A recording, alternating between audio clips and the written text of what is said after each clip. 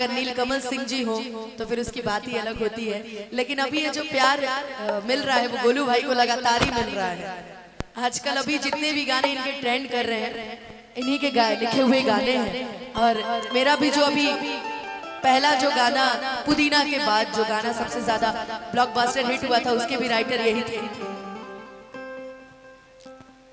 कि हरी हरी ओढ़नी तो हर छूटल कवना हर बगिया है गोरी।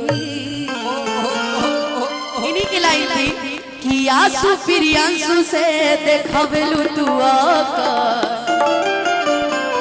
चलता तो हर पवन तो उसमें मुझे इन्होंने गवाया था कि भेद जन खोला हो चाही का बोला कि छोटे में खोटेलू सगिया गोरी। ये तो बात सही है। अरे यही से लागल हाथ गिया गोरी कि हरी हरी ओढ़नी तो हर छूटल कवना बगिया गोरी। उसके बाद इनसे रहा नहीं गया, इन्होंने बोला कि अब अनुपमा को एक गाना दे दिया तो इन्होंने कुछ 6 महीने के लिए मुझे ब्रेक कर दिया था। 6 महीने बाद फिर एक गाना उठा के मेरे को गवाया। उस गाने का नाम था आइला बारात करे आके हमसे बात करे मांगे में मोबाइल नंबर लगातार हाथ धरे मैंने भावे क्या करे कि गोरी फूल झड़ी बाड़ू आ पापा जी के परी बाड़ू कि गोरी फूल झड़ी बाड़ू।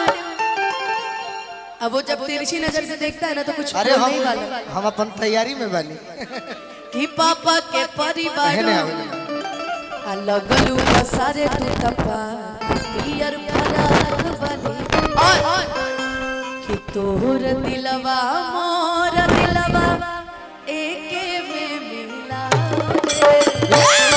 का करूं धक करे कि ना छुई के बतावे किलो भर के घर हमर हवे होवारे हवे से रे बिहारे आए हाय रे उत्तर कबारे। सुना ना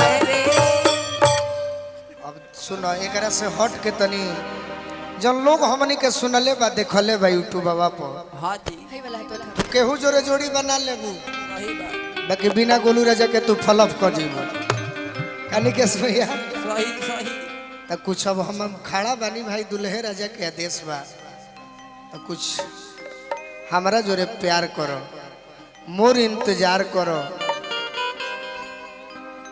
और ही आगा बढ़ो जवानी वाली सीढ़ी अनुपमा फान फान चढ़ो। जय हो कहो हम बोले आपके लिए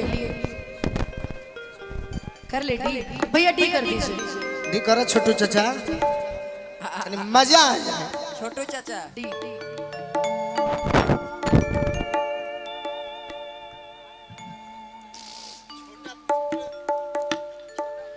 हो बड़ा नीक लागेला बलम जी के बोलिया कि जब से ले आइल बाड़े आपन घर डोलिया। ये अमन जी की जो बीवी बनने वाली है वो गा रही होंगी आज हमारे अमन जी के लिए। अमन जी की बीवी हाँ तो कुछ कहना ही बेकार है। अब ये अमन जी की बीवी को इमेजिन कर लेती हूँ। मान लो कि अमन जी की बीवी ठीक है मैं मान लेती हूँ कि मैं अमन जी की बीवी ठीक है। ये अमन जी अपने आप को माने हैं ऐसे ऐसे ना करा ये अमन जी अपने आप को माने हैं रौरा सालियो लाग सकत ये अमन जी अपने आप को माने हैं। हम मंच पर जीवन में ना ये तो वो तो हम लोग का रिश्ता अलग है। रौरा एक नेता से सड़ुआई न लागो कि बड़ा नीक लागेला अमन जी के बोलिया जब से ले आइल बाड़े भरे डोलिया की बाटे जुल्म जवानी की बाटे जुल्म जवानी चचा के चकोर बारे साबर रबोर पर जैसे सोचले रहनी वैसन पिया मोर बारे साबर रबोर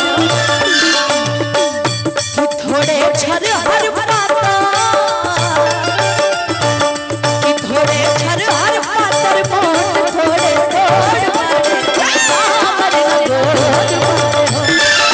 सोचले रहनी वैसन पिया मोर बारे साबर रबोर बारे अरे कौन गलती कोई पहिला भेंट में, कौन गलती कोई पहिला भेंट में। आप जो कह रही हो ये वर्तमान है, ये तो प्रेजेंट टेंस कहता रू, हम फ्यूचर बताओ तनी। हाँ जी प्रेजेंट में ये होई कि जैसन चहले रहनी वैसन पियावा मोर बाड़े सही बात रौराइजे रहो। तू प्रेजेंट में कहता रू अनुपमा कि जैसन चहले रहनी वैसन बलमा मोर बाड़े हाँ जी सावर ना गोर बड़े गोर बाड़े। हम फ्यूचर बताओ तनी तहरा बारे में, तू ये कहबू हमारा से। अरे कि दिया बतियार करी राजा जी असे जिया को प्यार करी राजा जी, से जिया को प्यार करी राजा जी। दिया बतियार करी राजा जी, अरे दिया बतियार करी राजा जी, से जिया को प्यार करी राजा जी, से जिया को प्यार करी राजा जी। लेकिन अभी की लड़कियां ये नहीं गाएगी, पता है अभी मॉडर्न जमाना आ गया है, तब आप ये गाइए भैया चलते रहे।